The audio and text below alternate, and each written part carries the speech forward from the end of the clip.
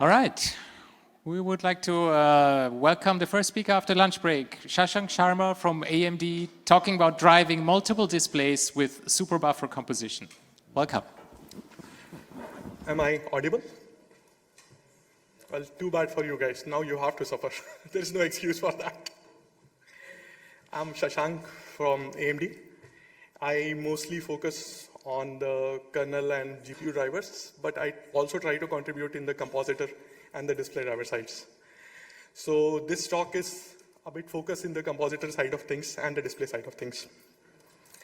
So first I'll try to introduce the problem that the actual concept is driving a hell lot of displays from a single display pipeline, but why? There has to be motivation for that. So as you know, even the most modern GPUs nowadays at a time in parallel can drive 4 displays at a time. And we have a few new industries, emerging industries. They can demand a lot more displays than what can be driven from a single GPU. One example is the automotive industry, where probably in every car they are expecting us to have 15, 16 parallel displays to be driven at the same time. Or if you think about aviation infotainment, in a single cabin or in a single flight, there is a demand of 200, 300 or more displays. So how can we drive these displays with minimum number of GPUs, even though that's not a good idea for my company because the business will go down. But yeah, technology wins. So I'll talk a bit about that how can we do that. So first we want to see why. Why can we drive only 4 displays from a modern GPU?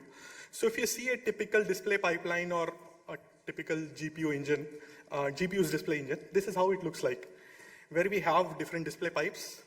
They are directly connected to a HDMI or DP connector, and then that gives the cable output or plug output to a connected display, and that's how we drive it. So because we have maximum 3 or 4 pipes per GPU, so we can connect to 3 or 4 connectors, and these connectors can drive 3 or 4 displays. Now, interestingly, if you see these pipelines, most of the pipelines are very capable, and they can at least drive 4K at 60 kind of resolution at 600 megahertz pixel clock or something like that, even 8K 60 and so on. So most of the time you'll realize that it's not necessary that these pipes are always loaded and always at their best capacity. This is one point which we'll try to exploit a bit. Now, this is not the first time that this problem was introduced or somebody is trying to solve this problem. There are some existing solutions for this. I'll talk about why they might not be as good as they appear, and then present number 4 is the approach which I want to present, which is a slightly different approach. So of course, one idea is have more pipelines. Sure, easy peasy, right? Just have 15 pipelines in your display controller, and that's it. But we know that common sense dictates us that that's not how we should deal with it. It will increase the GPU die area and cost and everything. And still the GPU pipes or the display pipes are underutilized. So it will just add some more underutilized display pipes. Another solution is you have an FPGA on board and then make that FPGA to behave like a display pipeline, which is reasonable, it works as well, but comes with its own complexity. The interface itself comes via a different driver, and then it could be a parallel pipeline to the actual driver. Then the features, what you want, and the bug fixes, what you're doing for one software, you have to do for the other, and so on. So even though that's feasible, may not be the most practical one, or when it comes to the costing also, I have just taken an example of Xilinx AU15 FPGA, and that costs somewhere around $350 to $600 US, which gives you 1 extra display. So it's a feasible solution, but not exactly as practical as what you want for the areas which we want to fix. SerDes, I have just added here for the sake of completion, but I don't believe SerDes is actually a solution for this problem. SerDes is generally used when you don't have parallel bandwidth and you want to serialize the data. But here you have enough parallel bandwidth, it's just we don't know how to consume it. So now we'll talk about the solution which I want to propose, and for that I'll just give you some background information so that we can understand the problem well, solution well. So this is at a high level how the current display ecosystem on a DRM graphics driver looks like. Most of you are already aware of it, so nothing special to brag about here. An application is doing its rendering work directly via the DRM layer using Mesa interface here. And then via libDRM, it is interacting with the, in my case, AMD GPU driver. Other cases, there can be other drivers. And they are getting the work done from the hardware. Once the rendering is done, the application sends the frame buffer to the compositors, which can be a single process in case of Wayland, can be two different processes in case of X-server-based stuff. And then the compositor actually sends this composed or rendered frame buffer to the atomic path where the display driver displays it. So this is the general software ecosystem what we are dealing with.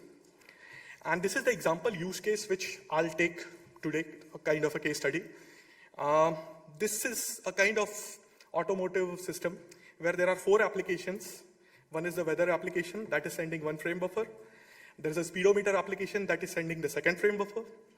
Third application is a media player, and the fourth application is just a desktop. These 4 frame buffers are actually being sent to the compositor. And in the normal scenario, what compositor does is it sends these frame buffers to all the 4 pipes. So you can see these are the 4 pipes which we discussed before. Compositor will set a KMS mode on that for a resolution of 1080p, and the pixel clock is set at 148 megahertz for each of them. Everything normal, it will go to the HDMI controller and you will see the outputs. So there are 4 parallel outputs driving these 4 things. Now, let's see that how can we, in an alternative way, try to reuse this infrastructure with superbuffer composition. So first I will explain what exactly is a superbuffer composition. Superbuffer, if I define simply, it's a frame buffer of higher resolution that is created by stitching those buffers together. So in this example, I have shown a bigger buffer of 3840 x 2160, that is the 4K resolution, that has the space to contain 4 1920 x 1080 buffers. So in a 3840 x 2160 super buffer, we can actually have 4 1920 x 1080 buffers, even though in the memory they will not be arranged as this. This is just for example so that we can understand it well. Then I'll talk a bit about the HDMI splitter. So for this whole discussion, I'm taking HDMI as a reference protocol. HDMI splitter hardware is a very dumb hardware that just knows that you give me one HDMI input, you program me to split these buffers into different parts, and I'll split the buffers and give the output to 4 different HDMIs. So I went on Amazon and I just checked the first HDMI splitter which I'm getting. This is a €99 splitter already available in Amazon.de, and it can actually support these kind of different composition splitting modes, like 2x2, 4 horizontal, 3x1, so on. So it's just dumb hardware. You have to tell him how to split, and it can split. This was the background information that I want to use for the solution. Now, if I want to drive this solution, there are 3 steps involved. First, to create a superbuffer, then how to drive the superbuffer, and then how to split the superbuffer to cater to different displays. Step 1, how to compose a superbuffer. Here, we have to add this intelligence in our compositor that it's running in an environment that is driving superbuffer. So the compositor knows that all the frame buffers that it's getting, it's gonna eventually send to different displays, but right now they will go to the same frame buffer. So typically what compositor will do is, it will take each of the frame from an application and it will put somewhere in the superbuffer. In this example scenario, frame 1 will come to space 1, frame 2 will come to space 2, and so on. So a composed superbuffer in this case will look like this at the right extreme. Now, driving the superbuffer, I believe that the only smart thing about this idea is this step. Before that, composing a superbuffer is no big deal. Splitting a superbuffer is no big deal. This is the smart step where our compositor knows that I am driving a higher resolution. Then, instead of doing a mode set of 1920 x 1080 on pipe 1, or pipe 2 and pipe 3 and pipe 4, it does a mode set of 4 times the pixel clock, 4 times the resolution, and sets the mode set only on one pipe. So you can see that instead of doing 1920 cross 1080 mode set, the compositor will do a mode set of 3840 cross 2160. The pixel clock will be set at 597 megahertz, and only pipe 1 will be active. Not pipe 2, not pipe 3, not pipe 4. So this makes this change very transparent to the display driver. There is no change required in the display driver at all. Display will just assume that instead of driving a 1920 cross 1080 resolution, I'm actually driving a 4K resolution. That's it. Now, when we reach to the output state, when the display processing is done, the output of the display will actually go to the splitter. The splitter is programmed to split the buffer outputs at an offset of 1920 cross 1080. So the super buffer will be split into 4 different buffers and would be given to 4 different outputs. So in these 3 steps, we have composed a buffer, we have composed a super buffer, driven a super buffer, and now splitted the super buffer, driving the displays. So now if you see a neck-to-neck comparison of the whole system, in the first approach, the compositor was enabling all 4 pipes and doing a mode set of 1920 cross 1080 at 148 megahertz. But in the second scenario, the compositor is creating a super buffer, doing a mode set of 4K, and then only enabling 1 pipe, but at the 4 times pixel or pixel clock. Now, if my 1 pipe can, using a splitter, drive 4 1080p displays, and I have 4 pipes, in the given conditions, I can actually drive 16 1080p displays from the single GPU. Earlier, I was only driving 4. Now, same thing, think about 720p displays. If all your displays which you want, there are only 720p displays. So using 1 pipe, we can actually drive 9 720p displays, and maybe if that's a fixed configuration from a single GPU, theoretically, we can drive 36 720p displays. I know that this is an ideal condition where you need just 720p resolution, just 1080p resolution, fixed resolutions, and so on. But if you see the industry where we are catering to right now, that's automotive industry. Or at least I'm trying to solve this problem in that context. Automotive industry already knows that they will be having fixed displays. They're not going to hot plug their panels. They will just have fixed displays. They will have fixed resolutions. They know what is the job of each of the panel, what kind of simulation or graphics capacities it will have. So we can very well design a system where using the single GPU, we can probably drive a lot more than what we thought. Now, how to do execution? What kind of software changes will be required? It's very simple. The compositor has to be smart enough. The compositor should understand and create a policy that I am driving this particular display for this particular output, so this particular frame buffer slot would go here into super buffer. The moment compositor understands, we don't need much of the software changes. Definitely nothing in the display driver. If you have something like a active dongle kind of repeater or splitter, the display driver might have to one-time program it for the configuration, but that would be the only change required, mostly. Hardware changes are something which are interesting. So I've just shown a hardware which is already available. I'm talking to few external IP vendors right now, and with one of the vendors I have done a POC where they can do some customized splitters, and those splitters can either be on board if your fabrication technology matches, of course, or it can be an external dongle kind of device. So depending on how do you want to fabricate the hardware, you can have an on-chip solution, or you can have an external dongle solution, and that would work straightforward. It gives a lot of design independence for us. So I can think about a single APU driving 10 displays. The APU has 4 pipes. Out of 4 pipes, I'll reserve 2 pipes to drive 2 super buffer displays. That means they will cater to 8 fixed resolution, fixed panel, fixed function kind of displays. And the 2 pipes can be used for the demanding displays like 4K or hot plugging and the real media playback and this kind of stuff. So this gives you an opportunity to have multiple systems designed and meeting a lot of requirements. 20 displays, APU plus GPU combination, you have one discrete card and one APU for your system. With 4 pipes of APU, you can drive 16 superbuffer displays, and with 4 pipes of GPU, you can drive 4 demanding displays. And this can cater actually 20 displays with this combination. So the possibilities are a lot. It typically depends on how do you want to set up your system. Now, it comes with a lot of limitations, and I know about it. So first thing is that audio. How to handle the audio, because as I mentioned, most of the superbuffer splitters are dumb. They might not be able to handle audio. But there are a few splitters who can handle audio, because typically what happens during the H blanking period, the HDMI sends the audio packets, and during the V blank period, it sends the AVI info frames. So if your splitter is a bit smart and it can catch the V blank, that's where it can capture all the audio packets and send it to that particular receiver which is available on the end. So it's a problem, but not that big a problem if you have a little smart splitter. HDCP and content protection.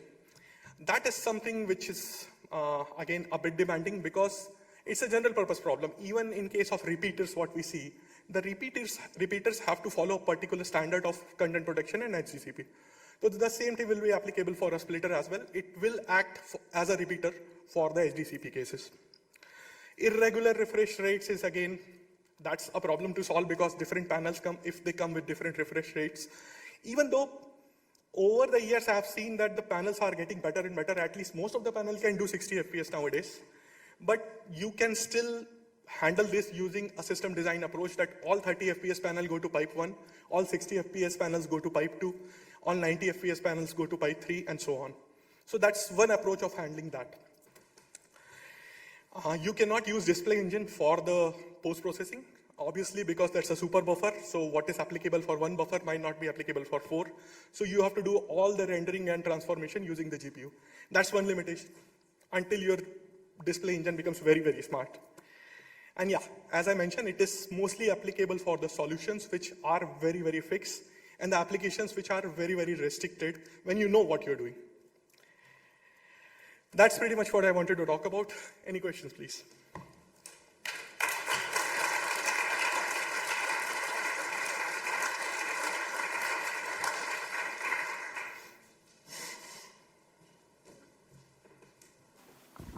Hi.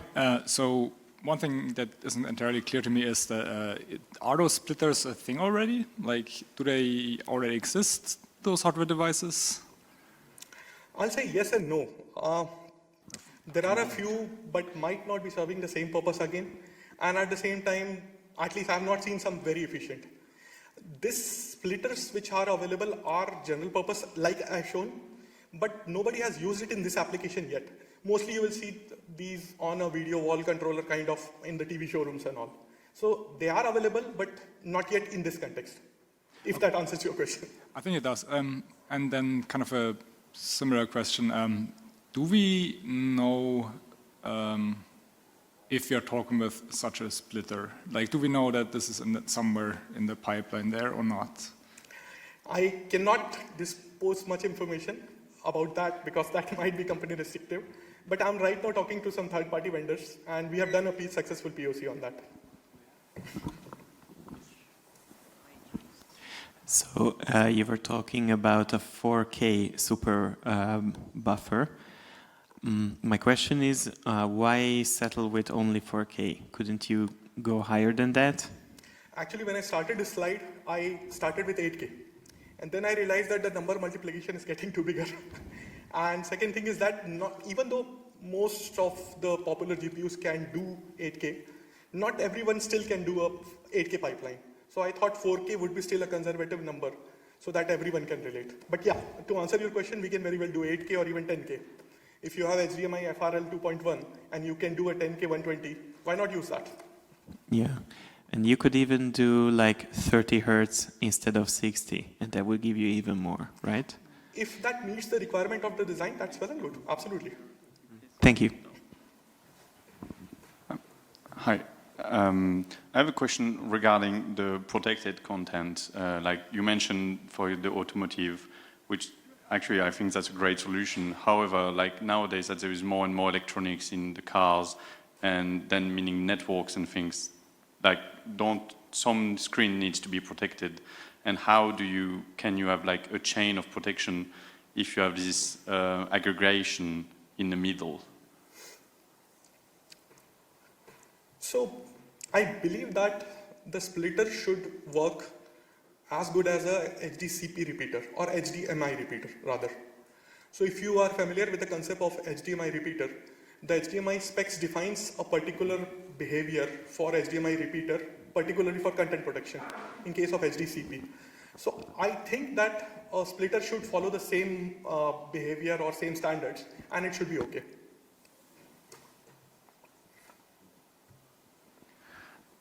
All right. Thanks a lot. We're at time. Thank you, Sharma. Thank you.